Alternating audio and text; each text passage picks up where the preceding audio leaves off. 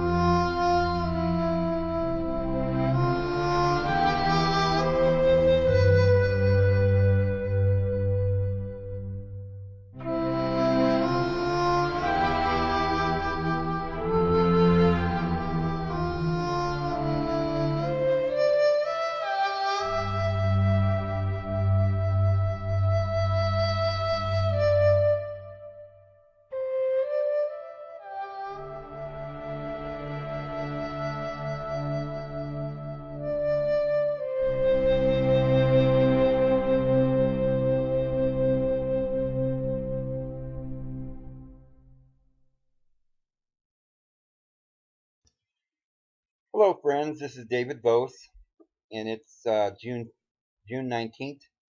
It's 2014. It's Thursday. It's good to see everybody today. Got a very important subject to talk about today. It is, again, sort of along the lines of the occult, who they are, what they're doing, their agenda. It's I have a lot of these videos, and there's a lot to be said. I try not to put too much detail into every video because I think the videos have to be watchable, and many of you may know much of the stuff that I'm saying, and some of the things that I say may be new to you, but some of you have already researched this. But remember, this is going to go out to many people, and some of them who don't know any of this information. So I've got to make this clear and simple for people who are really not aware of these things. But today I want to go into the aspect of the Jesuit order, who they are, what they've done, and how that pertains to the Rothschild bloodline, what they're up to, who really is the highest in the degrees of the secret societies, what organization, how they relate to one another. For instance, you've got the Bilderbergers, and you've got these Bohemian Society, you've got the Masons, you've got the Templars, you've got the Golden Dawn, and of course the Jesuit order. There's just lots of different things. There's Mormons, Jehovah's Witnesses, Christian Science, and a lot of people will take a look at organizations like that and say, well, now that's not the same thing. Well, this is where it gets really deep. You start explaining this on the surface to people, they're going to say that you're going too far, you're making this up, that, like it's some huge conspiracy everybody in the world involved in. And if they're all involved in it, then what problem do we got? Well, the Mormon founder, Joseph Smith, was a Mason. His father was a Mason. His brother was a Mason. All of the rites in the Mormon church are almost, they're really, really identical to the Masonic rites. They don't even deny this. If you go to Mormon sources and literature, you'll read about how they believe in the Masonic order. Now, the Jehovah's Witnesses are a different one because no Jehovah's Witness would admit to being any kind of a secret society or having any ties to the Masonic order or any other kind of secret society. They outwardly oppose all such societies. They don't even get involved in politics. But in reality, of course, they started off meeting in halls and lodges and not churches. This, from the beginning, was organized and set up just like the other lodges, only with the guise that they were Christian, that they were serving Jehovah. But, you know, they don't say, hey, we've got a priesthood like the Mormons do. And yet they have a priesthood by another name, just like they have churches by another name, a lodge or a hall, the Kingdom Hall. But their priesthood is the ministry school. And you, just like in the Mormon church, you start off in the lower order, which is in the Mormon church, is the Levitical priesthood, and then you move up into the Melchizedek priesthood. Well, with the witnesses, it's almost identical. You start off in the ministry school as a ministerial servant. They have these odd names that no one else in the world would use. And then you move up into an elder, which again, even in the Mormon church, when you're a Melchizedek priest, you're an elder. So, and you go into meetings, private meetings that they don't have with the rest of the congregation. They're privy to certain knowledge and different things. They make different, I mean, there's a lot of control is part of it. And one of the big things that the occult started Jehovah's Witnesses for, and they did this with the Mormons, the main thing and thrust with them is to produce propaganda throughout the world and to get into Christian homes. One way to get into a home that's Christian is to pretend to be a Christian with a slightly different view. Sometimes you can get into people's homes. Of course, the publishing of all of this literature and propaganda. And not to come out and tell people, hey, we worship Satan, because nobody would accept that. But to just slightly alter and put doubts in the minds of Christians everywhere in the world that perhaps Jesus wasn't God, or perhaps, there's many gods, or perhaps there's this, or perhaps that. And they've just done this to slowly work their way into the Christian mind. They did this with Christian Science. Maybe God is just everywhere. Maybe it's your mind. But anyway, these their little tentacles are in everything. So yes, Jehovah's Witnesses and Mormons and Christian Science churches and buildings are part of it. And yes, the other groups and cults are all part of it. Bilderberger isn't really another cult, it's just a huge party club for very high members of the Illuminati. But every one of these groups have a purpose, and they were all created and started by the Illuminati. Now that's what I would call, because you've got to come up with words and phrases, because this isn't written down in some book. Okay, this is just human beings looking into our past and trying to determine what they did. We got to put names and categorize all of this. And so what we're doing is we're saying the entire thing is called the Illuminati. But I would even go so far as to just say it is the Babylonian priesthood of ancient days. Remember, this goes back. I mean, when ancient civilizations were on the earth, they had these priesthoods. The priesthood, like in Egypt, where they learned to write and transcribe, and they did all kinds of magic, and they mapped the charts of the stars and so forth. All of this has come down to us in the various things that they're doing today. So, who is the biggest, the most, what organization is like above all the others? None of them. None of the organizations that you know about is higher than any of the other organizations. All of the organizations have a purpose. Now, the Jesuit order is not the order that runs the world. The Jesuit order is simply one of the orders that they can use to. It's like the CIA basically. They're covert. They're beneath. You don't when you think of the Catholics, you don't think of the Jesuits, and yet they run the Catholics. That's why the last pope that they put in was a Jesuit, the Black Pope. The Jesuits were the ones that they created to overtly control, go into, I mean, they didn't want, pretty little priests with their little white robes running in, subverting households and killing people. So they had to use the the Jesuits, which were undercover, and they would go in and kill and destroy and slice people's throats and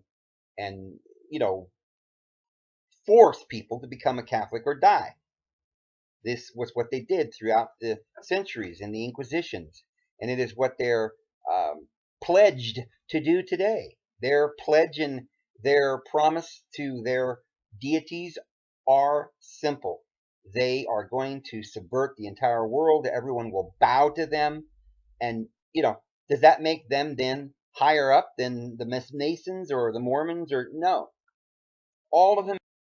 So all these organizations and groups, they all serve their purpose. But who's running the show is Satan. And Satan is going to use his ancient priesthood that he's been using for thousands of years, the same one he used in Babylon, and the same one he used in Egypt, and Persia, and Greece, and there in Rome. And it is his priesthood. And it is the Babylonian, it's the mystery, Babylon the Great. And it sits in Rome today, and the Pope is the vicar of not Christ, but the vicar of Lucifer. Even though they call it Christ, it's another Christ. And they are the power on this earth, the beast, the false prophet, that channel through which Satan runs this world. So all these different organizations that you see, the Bilderbergers and the Mormons and the Witnesses and, every one of these groups, they're all just some means to an end, and they all serve their purpose. Even the Muslim religion was started by this Babylonian religion, this Babylonian priesthood. But so each one has its purpose. For instance, the Witnesses, their purpose was to subvert households, Christian households, and to publish propaganda, and to have a small priesthood that they could bring these young boys in, get them worked through the ministerial servant classes and up into the elder classes, so they could become good managers of companies and businesses all over the world.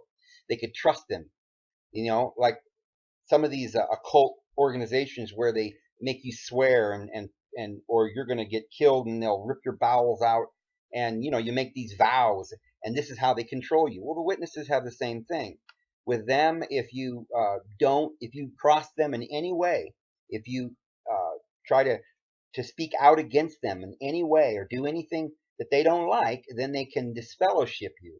That is the way they keep their ironclad control. You have to do exactly what they say, or they will completely destroy you as a person. Now, they can't physically kill you.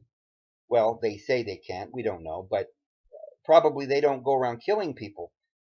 But they, well, they couldn't get their ordinary rank and file members to kill people because they've taught them that murder is wrong. So this is part of the the illusion. But what they do is they spiritually put you to death, and you no longer have your family. You can't talk to anyone. You lose your job. You lose it all. You lose your mind. So it's control. That's what these people in every one of these organizations have, is control. And they need to control because each one of these things plays a part. Each one of these groups plays their part. So Mormons, again, it's mainly to produce propaganda, bring up a young man through the priesthood, teach him many things, gain much power and control over his mind, and then send him out as a manager or some kind of person they can control in the economic field, put him over a business. You see, managers of businesses make very little money. CEOs, some of them make a lot of money, but those are the kind of CEOs that are really just owners, but they've turned the word into CEO because they nowadays have these huge multi-mega monopolies, and it's kind of difficult to say who owns them because they're really just owned by the the order, and those in the order get to take their turn at at the little merry-go-round and changed seats, and so they're now CEOs, you know.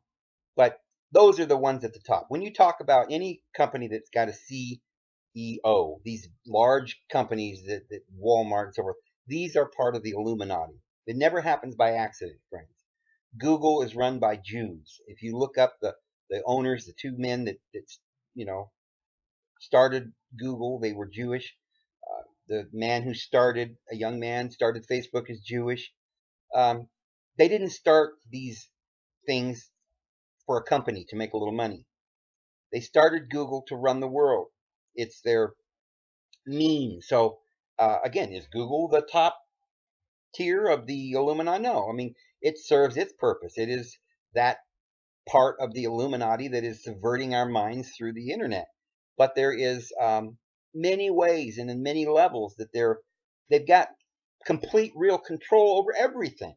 Everything, the television, the radio personalities, the everything all around us. So uh, that's pretty much what I wanted to get out there today in this message. The Illuminati uh, is a powerful, powerful organization because it's, secret.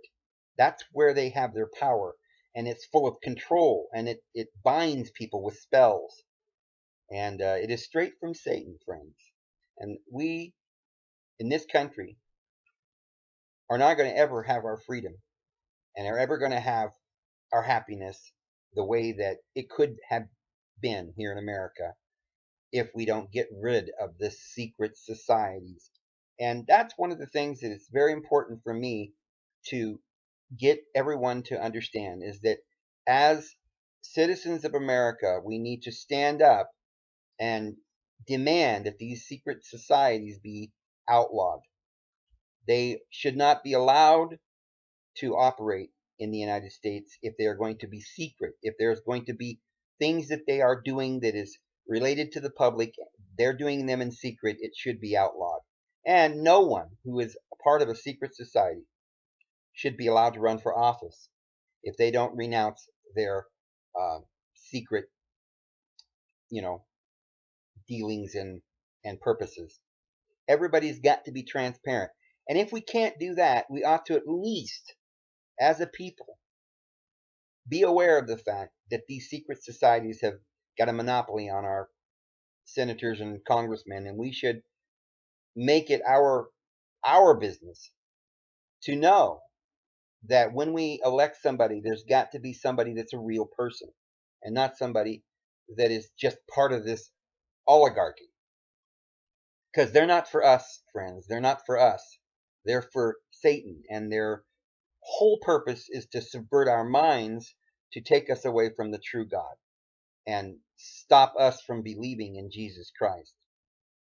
They have all kinds of mystical symbols throughout their organization, layers upon layers. And so if they tell you this symbol means this, that's only the meaning that it has for you, but it is not the meaning that they use for themselves.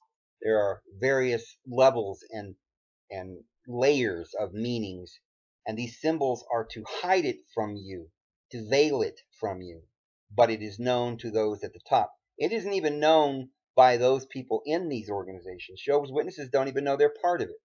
The Mormons, probably most of them, don't even know they're part of the Illuminati. Many of the Masons who go to their lodges every day don't even understand or know anything about what they're doing. So, friends, that's what I have to say this week. I hope everybody has a great rest of the week and a good weekend to come. And this is David Bo signing out. Have a good day.